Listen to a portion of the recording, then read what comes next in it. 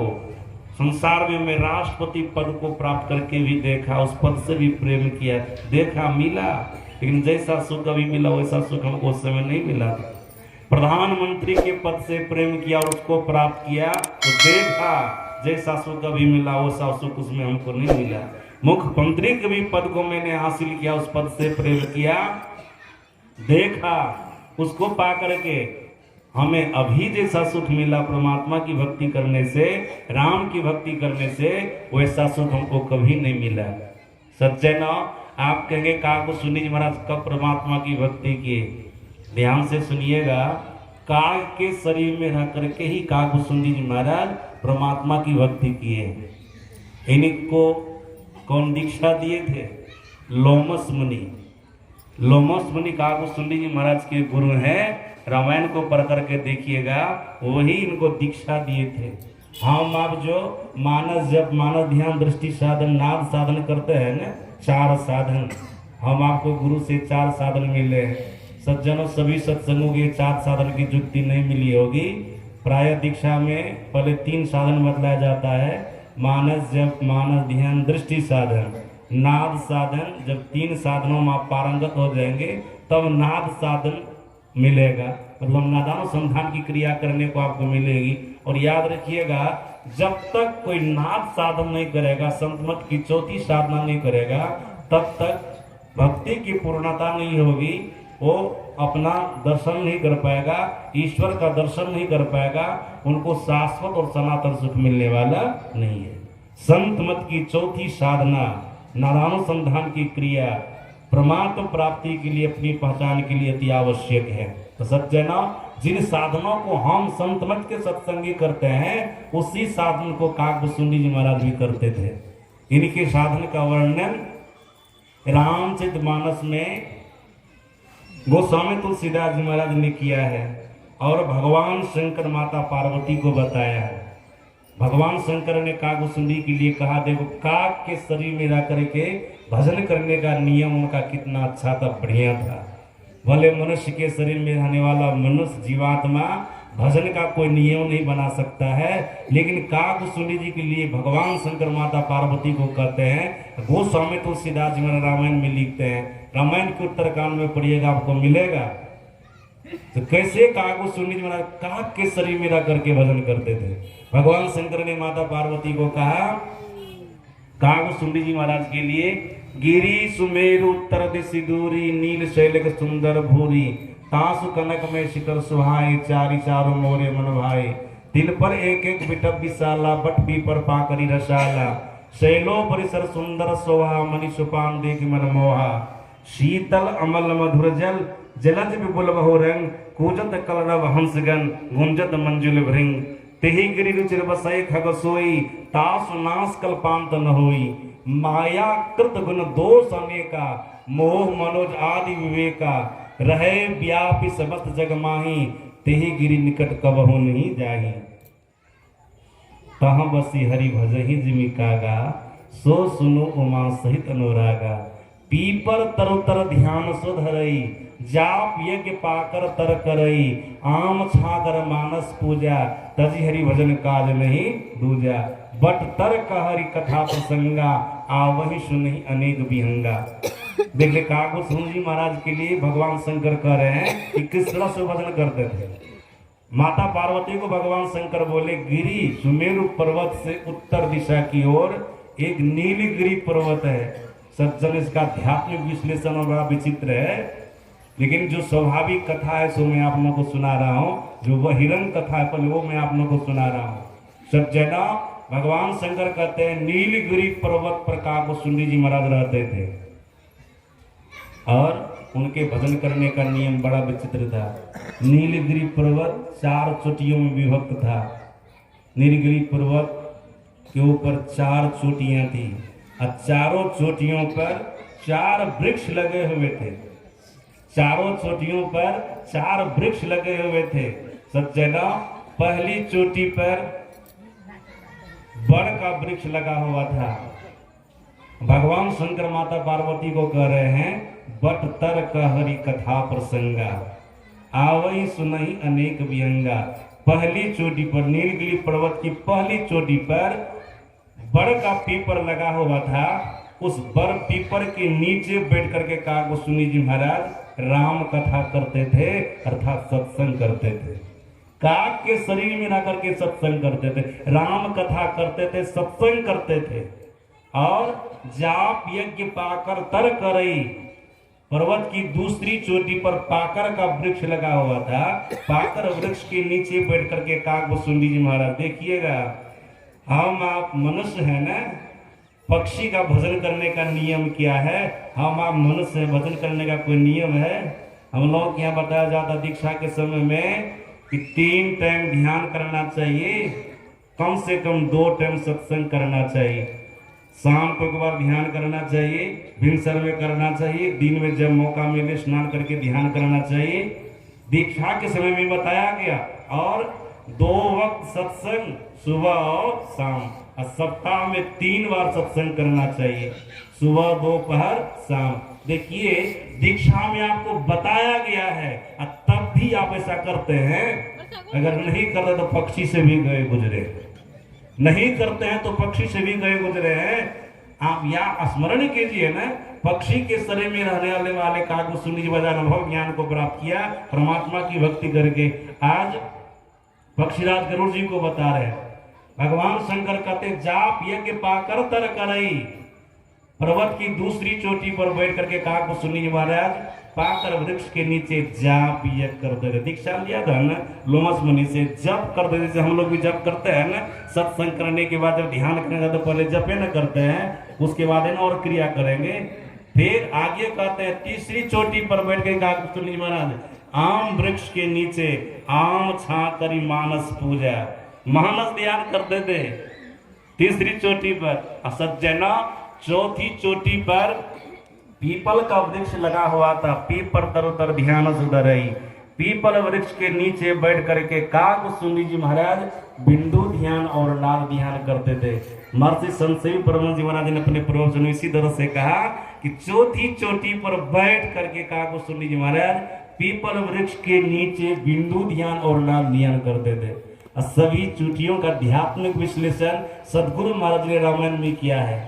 सज्जन अभी उधर नहीं जाना है, बस इतना समझ लीजिए, काक के शरीर में रहने वाले काकभूषुंडी जी महाराज, देखिए उनके भजन करने का क्या नियम था। काक के शरीर में रहकर के भक्ति करता था, भगवान की उपासना करता था, ईश्वर की भक्ति करता था।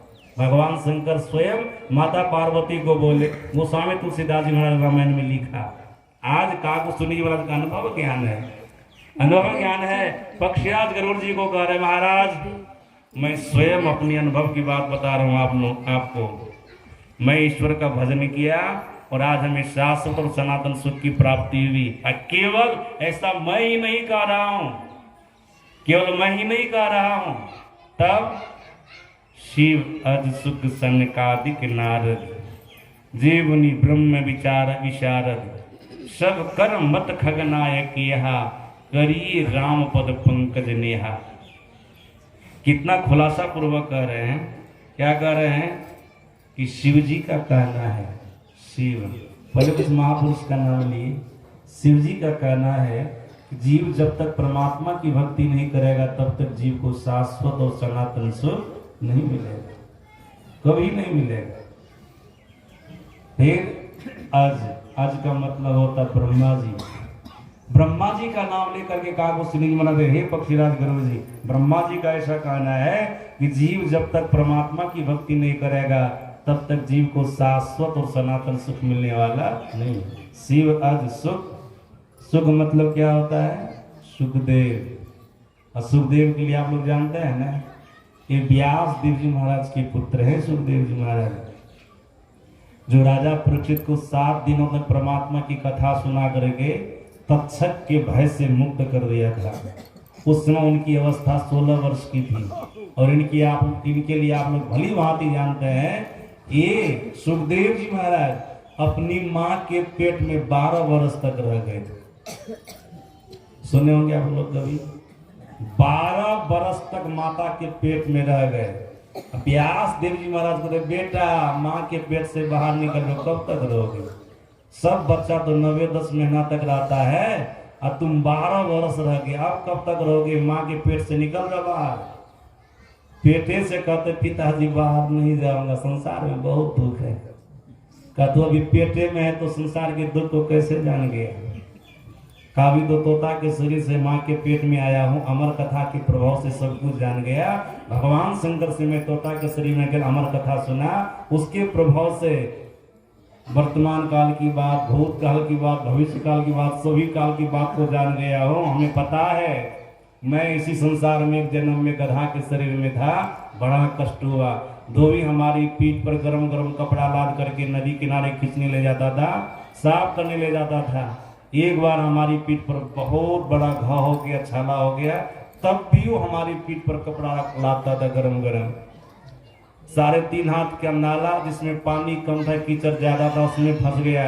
धोबी अपना कपड़ा लेके चला गया, हमको उसी में सड़ने के लिए छोड़ दिया। मैं कड़ा कड़ा करके वहां पर मरा, मेरा इलाज करने वाला वहां पर कोई नहीं था, कोई नहीं था। वो सब दुख हमको पता है, मैं बाहर में नहीं जाऊंगा। ब्याह दिन मेरा तो माँ के पेट में कब तक रहोगे, निकालना तो पड़ेगा ही। तब सुखदेव जी महाराज का तो एक शर्त पर निकलूंगा। और क्या शर्त है तुम्हारी बताओ? का जैसे मैं माँ के पेट से निकलूंगा, परमात्मा की भक्ति करने के लिए जंगल चला जाऊंगा। ब्याह देव महाराज ने कहा अच्छा, गलत काम करने के लिए नहीं न जाएगा, भगवान का भजन करने नहीं जाएगा, निकल जाओ पेट से, निकल जाओ। उसी समय निकले और तुरंत जंगल की ओर प्रस्थान किए, जंगल की ओर चल दिए। इसलिए संत कबीर साहब ने कहा, उनकी वाणी में है भी, सुखदेव अचानक दुख के डर से गर्भ से माया त्याग, गर्भे से माया का परित्याग कर दिया। ऐसा नहीं, और सब महापुरुष तो संसार में आए, हो सवास हुआ तब माया का परित्याग किए, लेकिन सुखदेव जी महाराज के लिए कहा कि गर्भ से माया त्यागी हो, गर्भे से माया का परित्याग करके परमात्मा की भक्ति के लिए चल दी। आश्चर्य न करेंगे कि जन्म लेते कैसे चल दिया। महापुरुष के जीवन में कोई ना कोई चमत्कार होता है। महात्मा बुद्ध के लिए भी आप लोग सुने होंगे, जब वो जन्मे थे तो 7 डेग चले थे। गोस्वामी तुलसीदास जी महाराज का जन्म हुआ, उसके मुंह में 3200 दांत मौजूद थे। सदगुरु महाराज जी का जन्म हुआ था, इनके सिर में 7 जटाएं थी। जान रहे ना आप लोग, ये सब महापुरुष कोई ना कोई चमत्कार लेके आते हैं। बस उसी चमत्कार से बात समझ में आ जाती, कोई साधारण पुरुष ये नहीं है, कोई विशेष पुरुष है। सज्जना, ये माता के पेट से बोले, केवल यही थोड़े बोले हैं। अष्टावक्र मुनि भी, जो कोहल ऋषि के पुत्र थे, वो भी माता के पेटे से वेद का पाठ करते थे। माता के पेट से ही वेद का पाठ करते थे। और व्यास देव जी महाराज के पिता पराशर भी जब अपनी माँ के पेट में थे तब ये वेद का पाठ करते थे। ये सब की बड़ी लंबी लंबी कथा है, बड़ा बड़ा प्रसंग है। तो कभी भी महापुरुष के बारे में कोई चमत्कार की बात कही जाए तो किसी को आश्चर्य नहीं करना चाहिए, सुन समझ करके उस पर श्रद्धा रखनी चाहिए कि महापुरुष के जीवन में ऐसा चमत्कार होता है। महापुरुष कुछ भी कर सकते हैं। तो माता के पेट से जैसे निकले चल दिए। व्यास देव महाराज कहते हैं, यंग प्रवर्जन मनोपेत मपेत कृत्यम द्वै पायनो विरह का दार जाव। बोले बेटा थोड़ी देर ठहर जा, थोड़ी देर ठहर जाओ। अरे जात संस्कार कर लेने दो, नाम संस्कार कर लेने दो, फिर तू जंगले चला जाना। का ये सबसे कुछ होने जाने वाला नहीं है, हमको तो परमात्मा की भक्ति करनी, आप लौट जाइए। आखिर में पिताजी लौट गए, आखिर में लौट गए और जंगल जाकर के तपस्या। ये सुखदेव जी महाराज कहते हैं, कहा को सुनी हमारा पक्षीराज गुरु जी को कहते हैं, जब तक जीव परमात्मा की भक्ति नहीं करेगा तब तक जीव को शाश्वत और सनातन सुख नहीं मिलेगा। समझ रहे हैं ना सभी बात को आप लोग? समझने में कोई टेंशन भी हो रहा है? बढ़िया से समझिएगा, थोड़े समय तक सत्संग चलेगा। और आप लोग इसमें से बहुत ऐसे हैं जो दूर दूर से आए हैं और भंडारा खा करके यहाँ से जाना है। सब भंडारा सवेरे से बन रहा है, लेकिन जिस बात को मैं सुना रहा हूँ ये भी सुनना बहुत जरूरी है, इसको भी सुनना बहुत जरूरी है। ये आपके कल्याण की बात है। तो जना आगे काकुशनी जी महाराज पक्षीराज गुरु जी को कहते हैं, शिव नारद जी का भी ऐसा ही कहना है। ये भी नारद जी ब्रह्मा जी के मानस पुत्र हैं। सज्जनों, कागो सुनने वाले यहाँ तक तो महापुरुष का नाम लिए, कुछ महापुरुष का नाम लिए, उसके बाद आदि संसार में जितने महापुरुष हो गए सबों का ऐसा कहना है कि जीव जब तक परमात्मा की भक्ति नहीं करेगा तब तक जीव को शाश्वत और सनातन सुख मिलने वाला नहीं। ये तो महापुरुष का नाम लिए ना। अब कुछ ग्रंथ का भी नाम लेते, श्रुति पुराण सदग्रंथ कहा ही रघुपति भगत बिना सुख नाही। श्रुति, श्रुति किसको कहते हैं? श्रुति कहते हैं वेद को। हम लोग के यहाँ 4 वेद है, 4 वेद, ऋग्वेद, यजुर्वेद, सामवेद और अथर्ववेद। हम आप जितने यहाँ पर बैठे हैं लगभग सबके सब वैदिक हैं, वेद को मानने वाले। हम लोग वैदिक हैं, वेद को मानने वाले हैं। हम लोगों का वेद कहता है जब तक जीव परमात्मा की भक्ति नहीं करेगा तब तक जीव को शाश्वत और सनातन सुख मिलने वाला नहीं है।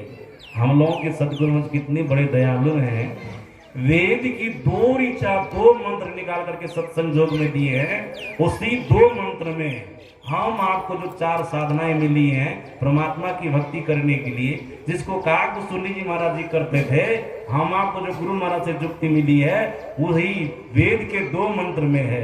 2 मंत्र में है। आप लोग जानते हैं सृष्टिकर्ता परमात्मा को जानने के लिए 4 योग करने हैं, बुद्धि योग, मानस योग, ज्योति योग और नाद योग। बुद्धि योग सत्संग है, जो बाह्य सत्संग जिसमें हम आप बैठे हैं, धर्म कथा बाहर सत्संग है, ये बाहरी सत्संग है।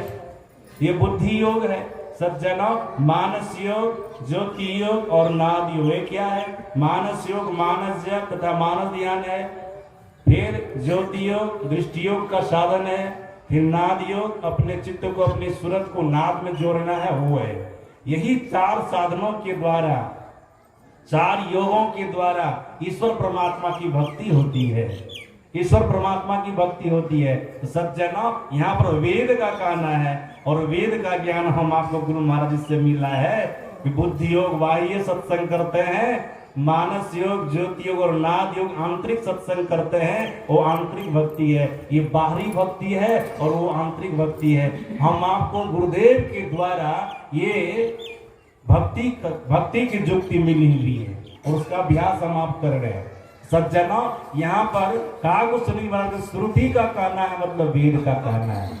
श्रुति पुराण, पुराण में भी इसका वर्णन है।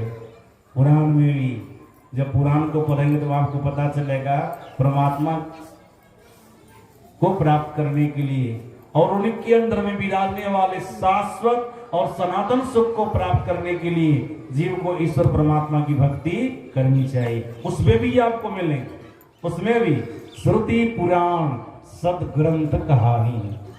आगे कह दिया कागो सुनी महाराज, दुनिया में जितने सदग्रंथ हो गए सबों को कहना है जब तक जीव परमात्मा की भक्ति नहीं करेगा तब तक जीव को शाश्वत और सनातन सुख मिलने वाला। सज्जनों, जब कागो सुनी जी महाराज पक्षीराज गरुड़ जी को इतना सुना दिए तब एक जिज्ञासा और करते हैं।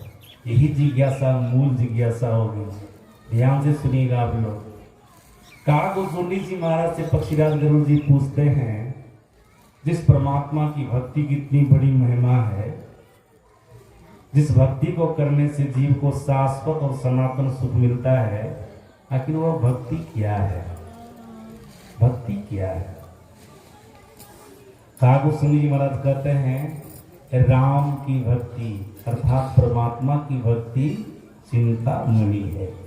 रामायण में आप पढ़िए, राम भक्ति चिंतामणि सुंदर, बसई गरुड़ जाके और अंतर, परम प्रकाश स्वरूप दिन राती, नहीं कछु चाहिए व्याघ्रत बाती। कितना इंपॉर्टेंट बात बोले कागो सुनी जी महाराज। हे पक्षीराज गरुड़ जी, परमात्मा की भक्ति, राम की भक्ति चिंतामणि है। सज्जना, सदगुरु महाराज जी ने कहने की कृपा की है, चिंतामणि एक रत्न होता है। चिंतामणि एक रत्न होता है। अगर वो रत्न किसी के पास में रहे, वो पत्थर किसी के पास में रहे, वो चिंतामणि रत्न पत्थर किसी के पास में रहे, वो जिस किसी तरह की चिंता करे उसकी सारी चिंताओं का समाधान हो जाएगा। किसके प्रभाव से?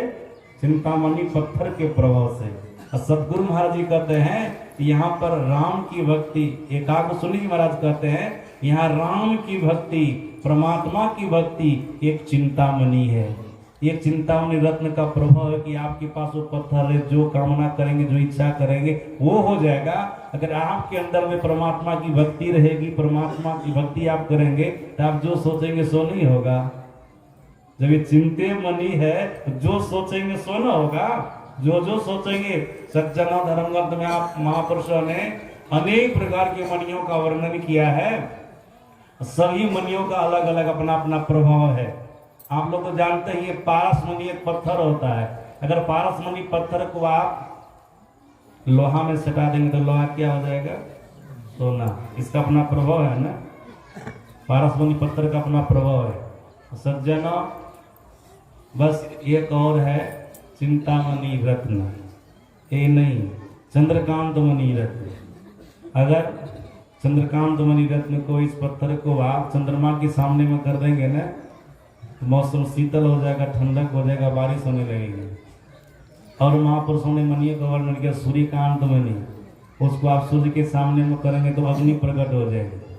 सूर्य के सामने में करेंगे अग्नि प्रकट हो जाएगी। और एक मणि का नाम आप लोग सुने होंगे, वो है सीमंतक मणि, उसका भी अपना प्रभाव है ना।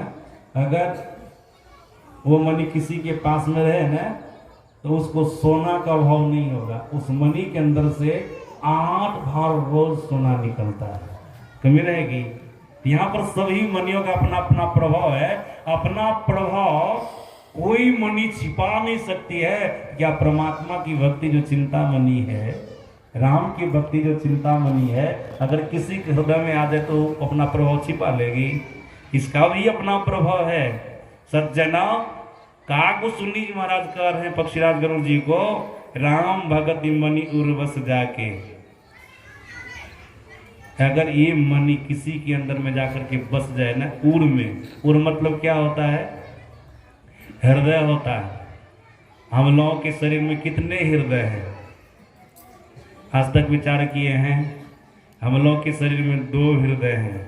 एक तो यहाँ छाती पर हाथ रख करके बोल रहे तुम्हारा हृदय कठोर है, ये तो साधारण हृदय है। लेकिन असाधारण हृदय, योग हृदय यहाँ पर आज्ञा चक्र, ये योग हृदय है। तो यहाँ के लिए कह रहे हैं कागु सुनी जी महाराज, जिसके योग हृदय में राम भक्ति रूपी मणि चिंतामणि जाकर के बस जाती है ना, बड़ा प्रभाव उसका होता है। क्या होता प्रभाव? राम भगति चिंतामणि सुंदर बसई गरुड़ जाके उरंतर परम प्रकाश, परम प्रकाश रूप दिन राति नहीं कछु चाहिए दिया घृत बाती। उस साधक के अंदर में परम प्रकाश हो जाएगा। जिसके हृदय में राम भक्ति जाकर के बसेगी ना, कौन से हृदय में? योग हृदय में। ये छाती वाले हृदय में नहीं, योग हृदय में। योग हृदय में जाकर के राम भक्ति अगर बस गई तो क्या कहा? परम प्रकाश रूप दिन राति नहीं कछु चाहिए दिया घृत बाती। उस साधक के अंदर में परम प्रकाश हो जाएगा। सज्जन अभी आंख बंद करते हैं, क्या मालूम पड़ता है? अंधकार। लेकिन राम भक्ति जाकर के बच जाएगी तब आपके अंदर में अंधकार नहीं रहेगा, प्रकाश हो जाएगा। और वो प्रकाश दिन में भी रहेगा और रात में भी रहेगा, एक समान बरकरार बना रहेगा। और याद रखिएगा, संत मत की तीसरी साधना, दृष्टि योग का साधन करने पर किसी के हृदय में, योग हृदय में राम भक्ति जाकर के बस सकती है। और नवधा भक्ति की छठी भक्ति, जो पहली भक्ति से शुरू करेगा, करना तो सभी प्रकार की भक्ति है। संतों का संग करेंगे, कथा प्रसंग करेंगे, कथा प्रसंग को सुनेंगे, गुरु की सेवा करेंगे, परमात्मा का गुणगान करेंगे, मंत्र का जाप करेंगे, रूप का ध्यान करेंगे। यहाँ 5वीं भक्ति को पार करेंगे तब नवधा भक्ति की छठी भक्ति को आप प्राप्त करेंगे। दम का साधन है। दम का साधन मतलब दृष्टियोग का साधन। दृष्टियोग का साधन करने वाला साधक अपनी इंद्रियों का दमन कर लेता है। इंद्रियों के घाटों से चेतन की धार को समेट करके आज्ञा चक्र में स्थापित कर लेता है। याद रखिएगा, जब तक इंद्रियों के घाटों में चेतन की धार बिखरी हुई रहेगी तब तक आप अपने अंदर में अंधकार देखेंगे। जिस दिन दम का साधन करने से, दृष्टियोग का साधन करने से इंद्रियों के घाटों से चेतन की धार सिमट करके आज्ञा चक्र में चली जाएगी, उसी दिन आप अपने अंदर में प्रकाश देखेंगे। उसी दिन आप अपने अंदर में प्रकाश देखेंगे। अभी आंख बंद कर देने गाल मालूम पड़ता है, तब आप आंख बंद करेंगे ना, तब आपके अंदर में प्रकाश हो जाएगा, तब आपके अंदर में प्रकाश हो जाएगा। ऐसे तब अंधकार नहीं देखेंगे। परम प्रकाश रूप दिन राती, नहीं कछु चाहिए दिया द्रुत बाती। कहा भीतर के प्रकाश के लिए बाहर का दिया नहीं चाहिए, बाहर की बत्ती नहीं चाहिए, बाहर का तेल नहीं चाहिए। घुसेगा इसमें, दिया को घुसा सकेगा अंदर में, फिर तेल ढा करके बत्ती देकर उसको जला देना, भीतर में प्रकाश कर देना, यहाँ जलिए जाएगा, धोबे हो जाएगा। कहीं बाहर का कुछ वहां पर नहीं चाहिए, नहीं कुछ चाहिए दिया गृत बाती। लेकिन हाँ, ये आध्यात्मिक विश्लेषण है तो कुछ चाहिए। वो क्या है? अरे दिया भी चाहिए, तेल भी चाहिए, बत्ती भी चाहिए। दिया तेल बत्ती के बिना प्रकाश होता है? चाहिए सब कुछ। संत कबीर साहब ने इसका बहुत अच्छा खुलासा किया। संत कबीर साहब ने कहा अपने घट दिया ना बारो रे, नाम का तेल सूरत की बाती, ब्रह्म अग्नि उदकार। सज्जनों, महापुरुषों ने कहा मनुष्य का शरीर ही दीपक के समान है। मनुष्य का शरीर किसके समान है? दीपक के समान है, दिया के समान है। अब दीपक में तेल चाहिए ना, तो नाम का तेल। आप जो दीक्षा लिए, गुरु जो मंत्र दिया, भेद दिया, नाम जपने के लिए कहा का नाम का तेल, वही नाम का जाप कीजिए, तेल हो गया, दिया में तेल चला गया। फिर सूरत की बाती। सज्जनों, दीक्षा देने के समय में आंख बंद करके अंधकार में जहां पर देखने के लिए गुरुदेव ने कहा है, ध्यान से सुनिएगा, जहां पर भीतर में देखने के लिए गुरुदेव ने कहा है और जिस तरह से देखने के लिए कहा है, उस तरह से आप देखिए। यही हुआ सूरत की बत्ती बनाना।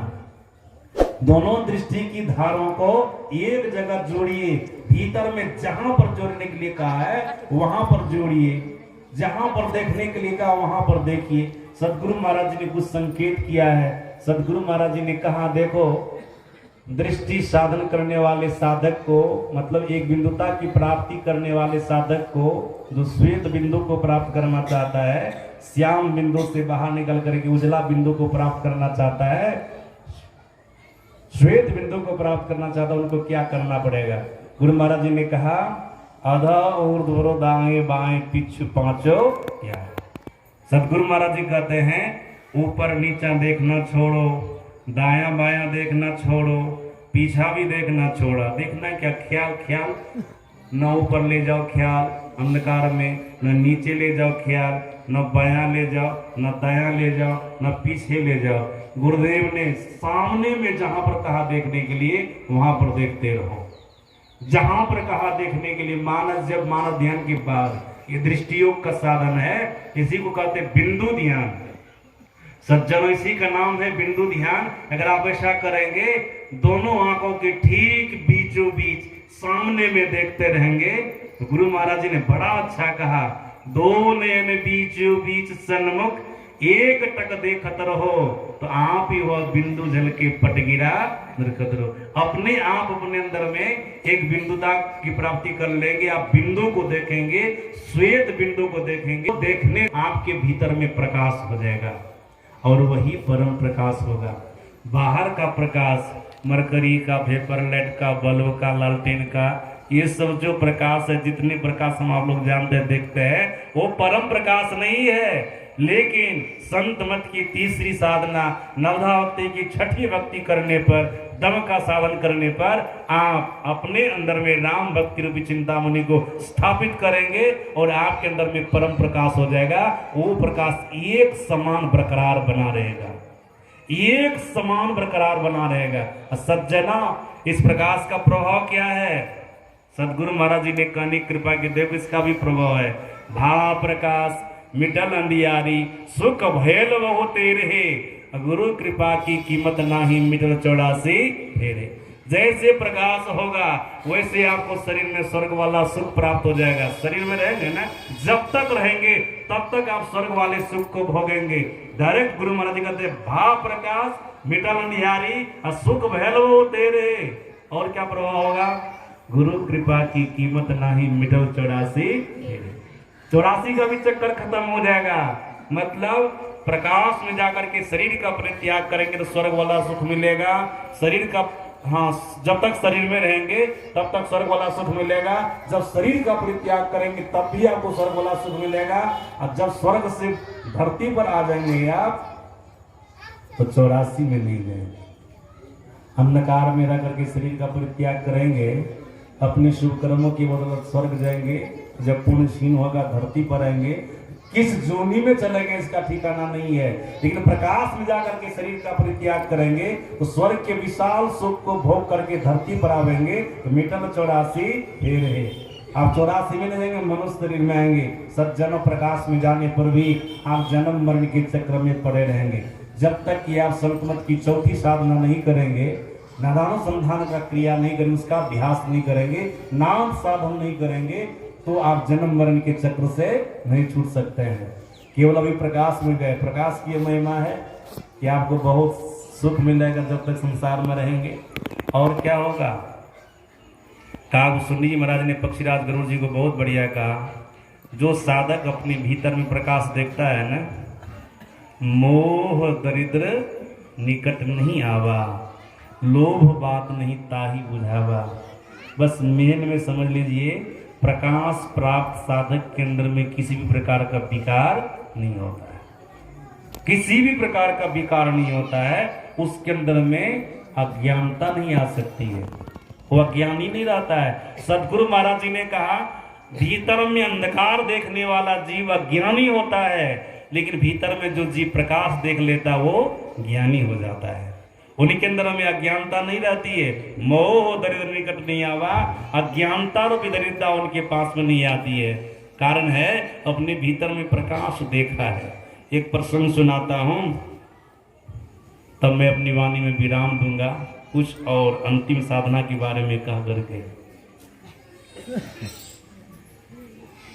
मैत्रेयोपनिषद की कथा है। एक ब्राह्मण देवता, जो ब्राह्मण को करना चाहिए वो नहीं करते थे, बिल्कुल ध्यान में बैठे रहते थे, ध्यान में बैठे रहते, समाधि में बैठे रहते थे। उनकी पत्नी अड़ोस पड़ोस में जाती थी, अड़ोस पड़ोस की महिलाएं को लहाना देती थी, तुम्हारा विवाह शूद्र के साथ हो गया। देखो, ब्राह्मण को त्रिकाल संध्या बंधन करना चाहिए, वेद में लिखा है। जब संधि का वेला आ जाए तो संध्या बंधन करना चाहिए, लेकिन तुम्हारे पति नहीं करते, इसका मतलब शूद्र है। वो लाना देती रहती थी, तो बार बार अपने पति को कहती भी रहती थी। अड़ोस पड़ोस की महिला इस तरह से बोलती, आप कम से कम ब्राह्मण है तो त्रिकाल संध्या बंधन क्या कीजिए। एक दिन जब सीरियस होकर के बोली उनकी पत्नी ब्राह्मणी, ब्राह्मण के मन में हुआ कि गुड़ बात की जानकारी अपनी पत्नी को देनी चाहिए, आखिर अर्धांगिनी है ना, इनको भी जिस भक्ति को मैं किया हूँ, जिस ज्ञान को उपलब्ध किया हूँ, इसको बताना चाहिए। अब ब्राह्मण देवता कहते, देवी सुनो, किसी के घर में छूतक होता है तो संध्या बंधन करता है? ब्राह्मणी कहती नहीं, वो तो नहीं करता है। का छूतक कितने होते हैं? बोले 2। जब बच्चा का जन्म होता तब भी छूतक होता है, जब किसी की मृत्यु हो जाती है तब भी छूतक होता। छूतक 2 होता, 2 बार जीवन में छूतक आता है। ब्राह्मण देवता कहते हैं हमारे घर में तो 2-2 छूतक हो गए, इसलिए मैं संध्या बंधन नहीं करता हूँ। 2-2 छूतक। तो ब्राह्मणी कहती है 2-2 छूतक क्या है? कहा माता की मृत्यु हो गई, अब पुत्र का जन्म हुआ। ब्राह्मणी मने मन विचार करने लगता, पागल हो गया, हम इनकी पत्नी है ब्राह्मणी, अभी तक को बच्चा नहीं हुआ। ये कहते हैं कि बेटा का जन्म, पुत्र का जन्म हो गया और माता की मृत्यु हो गई, इनकी बूढ़ी माँ अभी तक जीवित है। कैसे कह दिया कि माता की मृत्यु हो गई? दिमाग डिस्टर्ब हो गया है, बैठल रहता है, इसलिए तो बैठल, दिमाग डिस्टर्ब इसलिए तो बैठल रहता है, संध्या बंधन नहीं करता। मनुष्य को पूरा ये हो गया। जब उछलाने लगी तब ब्राह्मण देवता कहते, देवी सुनो, मैं तुमको बता रहा हूं किस माता की मृत्यु हुई है, किस बेटा का जन्म हुआ है। बाहर वाली माँ तो है ये है, बाहर में कोई संतान नहीं है, कोई बेटा नहीं है। सुनो, श्लोक है मैत्री उपनिषद में, मृता मोहमयी माता जातो बोधमय सुता सूत द्वैसम प्राप्तो कथम संध्या मुपासना है। देवी ये दो दो सूतक है, माँ की मृत्यु, पुत्र का जन्म। अब बताओ दो दो सूतक के लग जाने पर संध्या वंदन कैसे करें? क्या कहा? मृता मोहमयी माता। बाहर की माँ जो हमको जन्म दी है ना, वो तो जीवित है, लेकिन मोहमयी माता की मृत्यु हो गई है। समझ रहे ना बात को? किस माता की मृत्यु हो गई है? मोहमयी मतलब अज्ञानतामयी माता की मृत्यु हो गई है। जब अज्ञानता का नाश हो गया तो ज्ञान का उदय तो होगा ही ना। ज्ञान में पुत्र का जन्म, बोध में पुत्र का जन्म हुआ है। दो दो छूतक हो गए ना। अज्ञानता रूपी माता की मृत्यु हो गई, अब बोध में पुत्र का जन्म हुआ। बोलो हम संध्या वंदन कैसे करें? देवी सुनो, संध्या वंदन कब किया जाता है? जब सूर्य का उदय होता है, रात्रि का अंत होता है, दिन का आरंभ होता है, वो संधि का वेला होता है। उस संधि के वेला में लोग संध्या वंदन करते हैं, संधि के वेला में। फिर पूर्वाहन का अंत होता है, अपराहन का प्रारंभ होता है। 12 बजे जब सूर्य माथे पर आ जाए तो पूर्वाहन का अंत हुआ, अपराहन का प्रारंभ, वो संधि का वेला है। उस समय संध्या वंदन करते हैं सूर्य के कारण। देख ले, सूर्य के कारण ऐसा हो रहा है। फिर आगे क्या कहते हैं? देवी सुनो, दिन का अंत होता है, रात्रि का आरंभ होता है, वो संधि का वेला होता है। उस समय लोग संध्या वंदन करते, मतलब ईश्वर की उपासना करते हैं। जो हम आपको भक्ति बताया करने के लिए, वही भक्ति का अभ्यास करना, ध्यान का अभ्यास करना, संध्या वंदन करना है, वो करते हैं। देवी सुनो, हमारी स्थिति कैसी है? हमारे अंदर में चैतन्यमय सूर्य जब से उगा है, जब से उगा है मतलब उदय लिया है, अभी तक वो प्रातः काल से पूर्वाहन से अपराहन में प्रवेश नहीं किया है, फिर दिन से रात्रि में प्रवेश नहीं किया है। एक समान बराबर उगा रहता है। सज्जनों ने याद रखिएगा, किसी के भीतर में सूर्य का उदय तब हो सकता है जब वो संत मत की तीसरी साधना दृष्टि योग का साधन करेगा, बिंदु ध्यान करेगा। जब तक कोई बिंदु ध्यान नहीं करेगा तब तक अपने अंदर में कोई सूर्य का दर्शन नहीं कर सकेगा। जो बिंदु ध्यान करेगा, दृष्टि योग का साधन करेगा, नवधा भक्ति की छठी भक्ति करेगा, यही तो राम भक्ति है, असली भक्ति। सज्जनों, इसको जो करेगा समझ लीजिए उसी के अंदर में सूर्य का दर्शन होगा। वही साधक अपने अंदर में सूर्य का दर्शन करेगा। मैं कल अपराह्न काल के सत्संग में कहा था, जैसे साधक आज्ञा चक्र का भेदन करता है, मोक्ष के द्वार में प्रवेश करता है, तो सबसे पहले वो सहज दल कमल में जाता है, चंद्रमा का दर्शन करता है। जब साधक आगे बढ़ता है तो त्रिकुटी महल में जाकर के सूर्य का दर्शन करता है। त्रिकुटी महल में सूर्य उगे, और सभी लोग जानते हैं जो संत मत के सत्संग में सम्मिलित होते हैं, जब वहां पर जाते हैं सूर्य का दर्शन होता है। यहाँ पर क्या कह रहे हैं ब्राह्मण देवता? जब से हमारे अंदर में सूर्योदय हुआ है, बस एक समान वो सूर्य बरकरार बना रहता है, एक समान।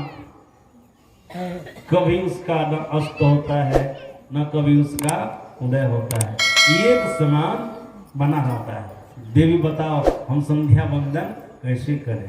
तो सज्जनों, जब आपके अंदर में सूर्य का दर्शन आपको हो जाएगा तो बस समझ लीजिए परम प्रकाश की प्राप्ति हो गई। उस प्रकाश में कमी बेसी नहीं होती, वो प्रकाश एक समान बना रहता है। सज्जनों, संत पद की साधना इतने में समाप्त नहीं होती है। आप लोग जानते हैं, बिंद में तह नाद बोले, बिंद में तह नाद बोले। जैसे एक बिंदुता की प्राप्ति होगी, श्वेत बिंदु को आप प्राप्त करेंगे तो आपको अपने अंदर में नाद होगा। नाद मतलब शब्द होगा। शब्द दो प्रकार का होता है, अनहद और अनाहत। पहले आपको अपने अंदर में अनहद शब्द होगा, बाद में अनाहत शब्द होगा। अनहद शब्द का मतलब होता है बहुत प्रकार का शब्द, अनाहत शब्द का मतलब होता है एक प्रकार का शब्द। वही एक प्रकार का शब्द आदिनाद है। परमात्मा को सृष्टि करने की इच्छा हुई थी, मौज हुई थी, हमको दुनिया बनाना है। उस समय कंप हुआ था, शब्द हुआ था, वही शब्द आदि शब्द कहलाता है। और उसी शब्द से संपूर्ण सृष्टि का निर्माण हुआ है, संपूर्ण दुनिया का निर्माण हुआ उसी शब्द से, आदि शब्द से। सज्जना, सब आदि शब्द का पर्यायवाची शब्द बहुत है, लेकिन एक बात मैं आप लोगों को बता देता हूं। आदि शब्द ओम, जो मुंह से बोला नहीं जाता, केवल समझाने के लिए आपको बोल रहा हूं। ओम का अनुभव होता है, ओम का अनुभव होता है भीतर में। जब एक विद्युता की प्राप्ति करता है साधक, अलहद नाद को पार करता है, तब उसको अनाहत नाद मिलता है, तब उसको अनुभव होता है। इस शब्द को सूरत के ख्याल से, सूरत के काम से सुना जाता है, उसको पकड़ा जाता है। सज्जना, वो एक ओम है। ओम में कितने अक्षर है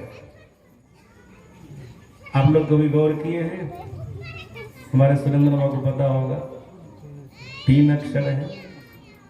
ओम में 3 अक्षर है। इसका पर्यायवाची शब्द बहुत है।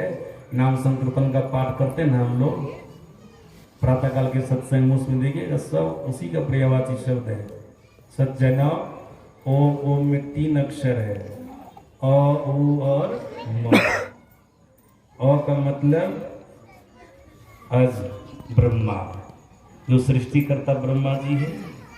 ऊ का मतलब उपेंद्र, बावन, जो इंद्र के छोटे भाई माने जाते, विष्णु की अवतार है। जो बलि से 3 डेग मांगा था धरती, तो सभी कुछ ले लिया, जानते हैं ना? वो विष्णु, विष्णु का अवतार उपेंद्र है। अब विष्णु का काम क्या है? पालन करना, वो पालन करते हैं। अंतिम में मौ है। मौ का काम क्या है? मौ का मतलब क्या होता है? महेश। अब महेश का काम क्या है? श्रृंगार करता है। ये कौम में सब आ गए। यही इसलिए कहा ये आदिनाद है, आदि शब्द है।